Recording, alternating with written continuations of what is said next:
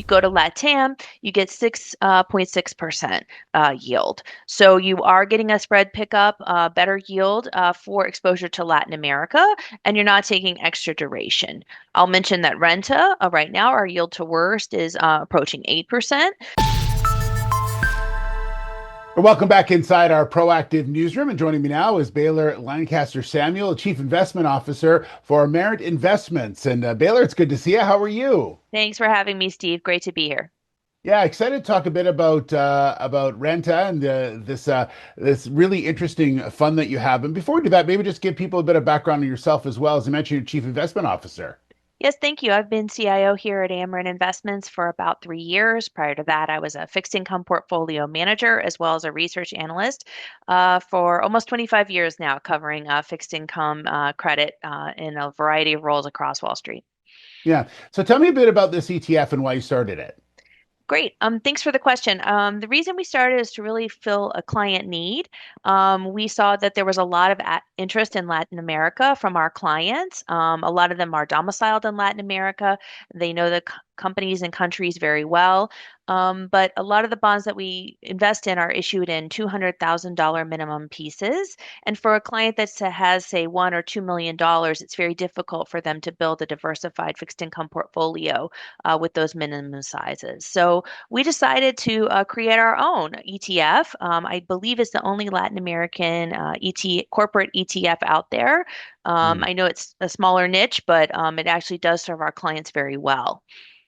Yeah, tell me a bit about Latin America as a market itself. Is it emerging? Is it already emerged? Whereabouts is it in the world?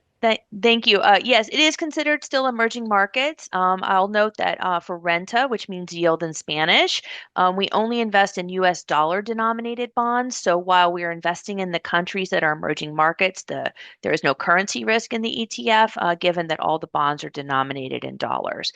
What you also find is that for the companies that are big, pan Latin or global exporters, these are the ones that issue in dollars. So we're really able to focus on the best of the best in Latin America.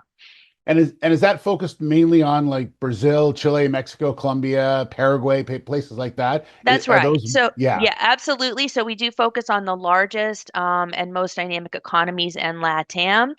So Brazil, Colombia, Mexico are our three largest country exposures.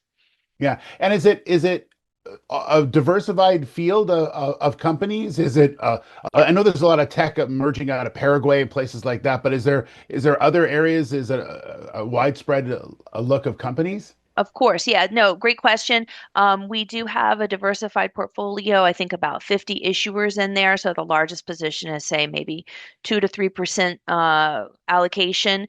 It's across all industries. What you'll find in LATAM is that there's a lot of natural resources in the country, a lot of agriculture. So we have exposure to metals and mining. Um, uh, Protein producers, oil and gas, utilities, financials, retail, and as you mentioned, tech. So, we are a broad swath across all those industries. And And I'll mention as well that we don't invest in sovereign credit. It is all corporates. all corporate. Okay, got it. And so far you're seeing some yields that are quite promising. I mean, this is obviously, even though you mentioned it's a niche, that niche seems to be working. Thanks. Exactly. Thank you for the question, Steve. So I'll just mention a few, sort of data points here. The broad aggregate, which is the US dollar ag, it's the largest fixed income benchmark, is yielding just under 5%, 4.94 when I checked this morning. The emerging markets index, which includes all emerging markets globally, for US dollar bonds, is yielding about 5.9%. So you get maybe 100 basis points or 1% more when you go to broad EM. Now, if you dig deeper and you look into what composes that 5.9% across emerging markets, you find that Asia, emerging markets, is tighter, as we say, tighter spread, about 4.9%. EMEA, that would be Europe and Middle East to Africa, would be about 5.9, about the same level as the overall emerging markets index. And then if you go to LATAM, you get 6.6% yield. So you are getting a spread pickup, better yield for exposure to Latin America, and you're not taking extra duration. I'll mention that Renta right now, our yield to worst is approaching 8%. So, we try to the goal of our ETF is to deliver income for our investors. That's most of our clients want steady income. Mhm. So we have a distribution yield that's a little bit less than 8%, and we hope for a little capital appreciation too.